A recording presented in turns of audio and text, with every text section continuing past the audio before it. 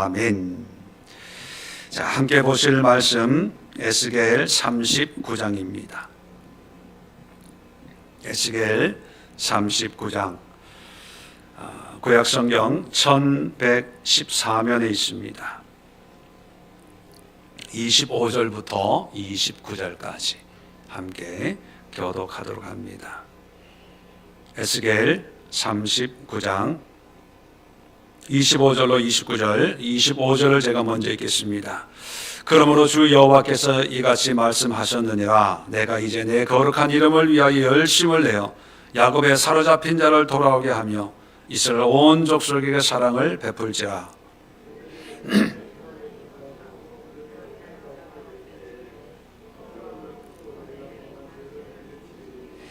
내가 그들을 만민 중에서 돌아오게 하고 적국 중에서 모아내어 많은 민족이 보는 데서 그들로 말미암아 나의 거룩함을 나타낼 때라.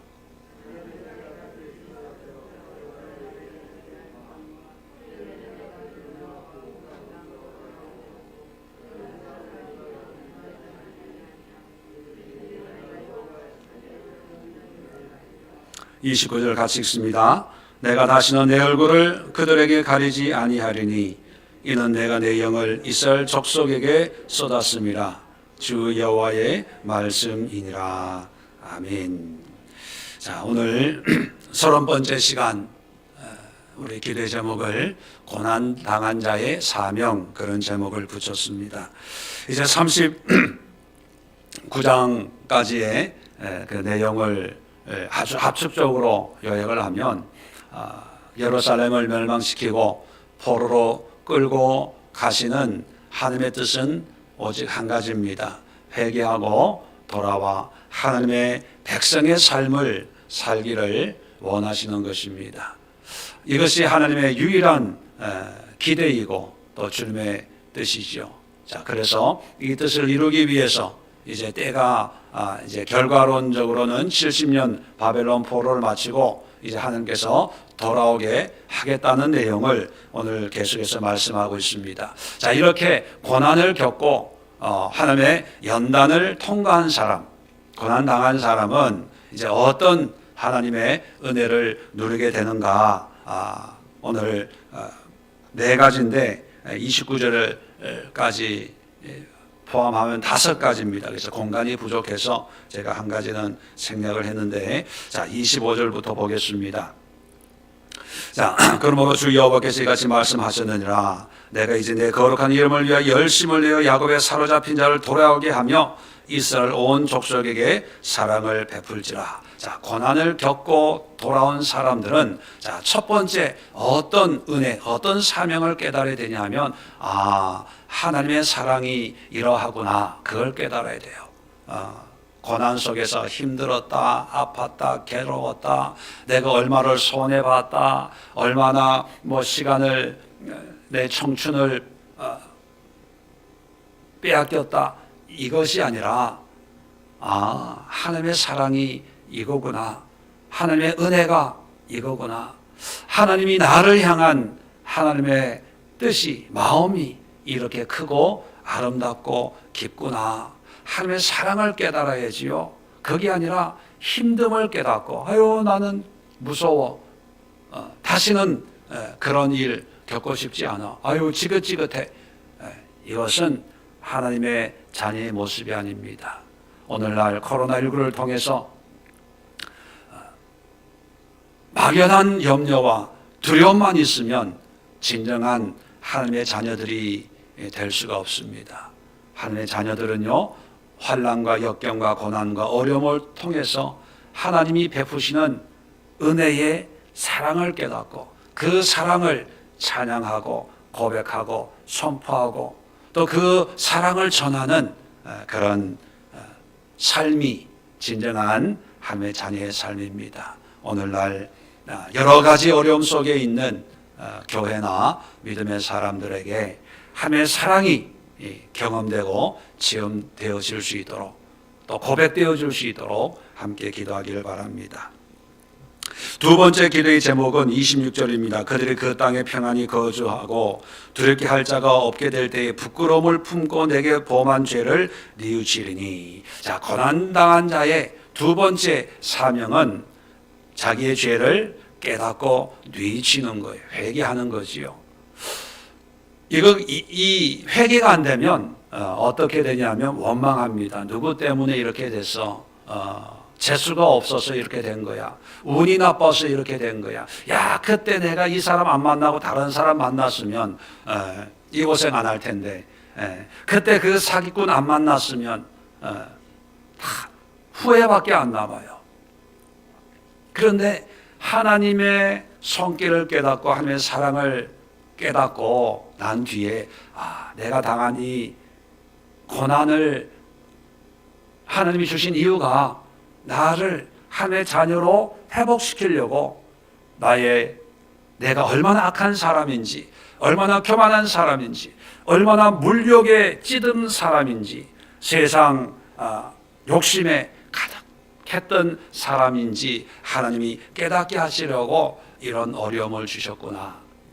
내 허물과 죄를 깨닫고 회개하고 주님 앞에 고백해야지. 그게 아니라 나는 다 괜찮고요, 내 주변에 있는 사람들이 다 나빠. 이것은 하나님의 사람이 아닙니다. 그리고 하나님이 연단하시고 훈련한 열매가 될 수가 없습니다. 아마 다음에 또 하나님이 연단하실 거예요. 연단은 한 번, 두 번으로 끝내야지. 자꾸 반복이 되면 참 하나님도 피곤하고 우리도 피곤하고 믿음 생활이 참 힘들겠죠. 우리가 두 번째 기도를 통해서 우리의 죄를 깨닫게 하옵소서, 회개하게 하옵소서. 누구의 죄가 아니라 바로 나의 죄입니다. 우리의 허물입니다. 우리 교회가 하나님의 말씀대로 살지 못한 그런 허물입니다. 우리가 회개합니다. 이런 고백이 나올 수 있도록 함께 기도하기를 바랍니다. 자, 세 번째 27절에 내가 그들을 만민 중에서 돌아오게 하고 적국 중에서 모아 내어 많은 민족이 보는 데서 그들로 말미암아 나의 거룩함을 나타낼 때라. 자, 하나님의 거룩함을 드러내야 돼요. 거룩함이라고 하는 것은 다른 말로 표현하면 하나님의 영광, 하나님의 임재, 하나님의 능력, 하나님에 관한 어떤 단어도 다 포함이 될 수 있는 그런 말입니다. 중요한 것은요, 내가 드러나는 것이 아니라 하나님이 드러나게 돼야 돼요. 연단 받기 전에는 내가 드러나기를 원했어요. 내가 인정받고 내가 사랑받고 내 이름이 사람들 앞에 알려지기를 원했다면, 이제 연단을 통해서 하나님의 사랑이 나 같은 죄인에게 베푸신 하나님의 은혜가 얼마나 위대하고 큰가, 그리고 내가 얼마나 죄 많은 인생인가, 더러운 벌레 같은 그런 인생인가를 깨달았다면 이제 나는 내세울 게 없고요, 하나님의 거룩함만 드러나는 거예요. 하나님의 이름을 드러내는 거예요. 하나님의 능력을 드러내는 그런 삶이 되는 것이 바로 고난 당한 자의 삶이고 또 그렇게 돼야 되는 사명입니다.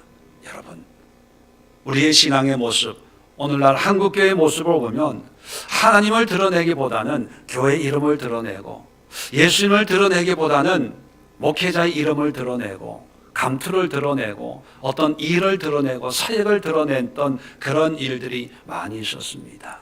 그런데 이번 코로나19를 통해서 그런 모든 것들이 무너지고 깨어지고 오직 하나님만 드러낼 수 있기를 바랍니다. 요즘 뉴스를 보면 코로나19를 통해서 하나 알려진 사실을 보면 하나님을 믿는 교회가 이제 하나님을 드러내는 것이 아니라 외국에 영어 배우러 유학하는 것을 더 좋아하다 보니까 대안학교라고 하는 이런 것도 만들고 또 거기에 한 달에 몇백만 원씩 교육비로 내고 유학 보내겠다는 일념으로 그렇게 열심히 뒷바라지하는 그런 부모들이 그렇게 많더라고요. 저는 몰랐어요. 자녀들이 여기에 없어서 어떻게 교육하는지는 모르는데 참 그런 정성 반의 반만 신앙교육에 힘썼으면 물론 그들에게도 여러 가지 이유가 있겠죠. 믿음도 가르치고 교육도 하고 그런데 누구의 잘못을 떠나서 중요한 것은 하나님의 영광을 드러내는 것이 아니라 오히려 하나님의 이름을 욕되게 하는. 그래서 어제 기독교 단체에서 설문조사를 했습니다. 기독교에 대한 호감도 조사를 했는데 호감이 전혀 가지 않는다라고 답한 사람의 퍼센테이지가요 73%예요. 10명 중에 7명은 교회를 못 믿겠다고 그렇게 답을 했다는 거예요. 아마 그 세 사람은 아마 장로 아니면 목사였을 거예요. 이런 실정입니다. 이럴 때 우리가 서로 탓하고 하지 말고 하나님이 주신 경고로 받아들여서 우리가 우리의 이름을 나타내려고 우리의 존재를 드러내려고 세상적인 것으로 인정받으려고 하다 보니까 이런 일이 생겼다면 하나님 이제는 주의 거룩함을 드러내게 하옵소서. 주의 영광을 드러내게 하옵소서. 주님의 능력을 드러내는 한국교회, 한국 그리스도인들 되게 하옵소서. 우리가 간절히 눈물로 회개하며 기도하는 시간 갖도록 하겠습니다. 네 번째 고난당한 자의 사명이 뭐냐면 28절입니다. 전에는 내가 그들이 사로잡혀 여러 나라에 이르게 하였거니와 후에는 내가 그들을 모아 고국 땅으로 돌아오게 하고 그 한 사람도 이방에 남기지 아니하리니 그들이 내가 여호와 자기들의 하나님인 줄 알리라. 이런 고난을 통해서 가장 근극적인 것은요 하나님을 아는 거예요. 하나님을 경험하는 거예요. 내가 믿는 하나님이 이런 분이구나. 이게 하나님의 마음이고 하나님의 뜻이구나. 이걸 알아야 돼요. 바벨론 포로로 끌려가다 돌아왔는데 바벨론의 문화는 이렇던데 바벨론에는 이렇게 집을 짓고 이렇게 생활을 하고 이런 직업을 가지고 이렇게 돈을 벌던데 어떤 비즈니스로 경제적인 관점으로 하나님의 역사를 해석을 하면 하나님의 연단은 끊임없이 반복이 됩니다. 우리가 어려울 때 있죠. 넘어질 때 있습니다. 또 쓰러질 때 있습니다. 큰 일이든 작은 일이든 우리가 경험을 하게 되죠. 그런데 하늘의 사람들은요 그 모든 일들을 통해서 하나님을 하나씩 하나씩 알아가고 깨달아가고 경험하는 거예요. 아침에 뜨는 해를 통해서도 하나님을 경험하는 그런 기회로 삼아야 되고 저녁에 지는 해를 보면서도 하나님을 깨닫고 하나님을 생각하고 하나님을 경험하는 그런 기회로 삼을 때 우리가 받은 연단이 의미가 있고 우리가 당한 고난이 그저 세상적인 고난이 아니라 정말 하나님의 은혜로 인도하는 초대장이고 영적인 훈장이 아닐까 그런 생각을 합니다.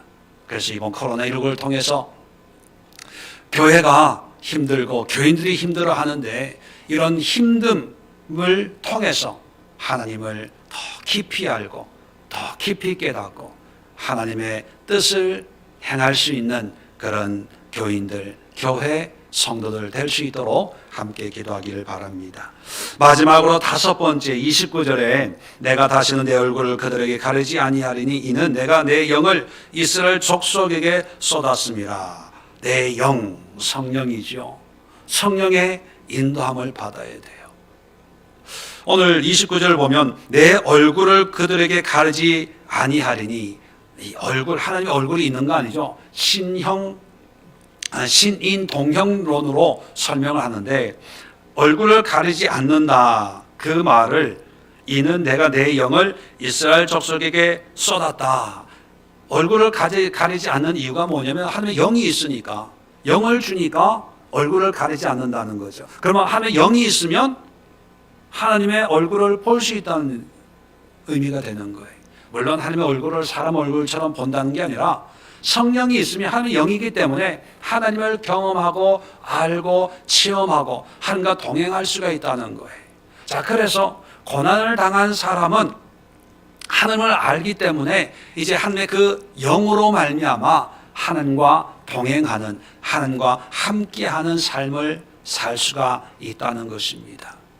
그것은 하나님의 성령으로 말미암는 것이요, 공부 많이 한다고 되는 게 아닙니다. 성경을 1년에 몇 독씩 한다고 되는 게 아니에요.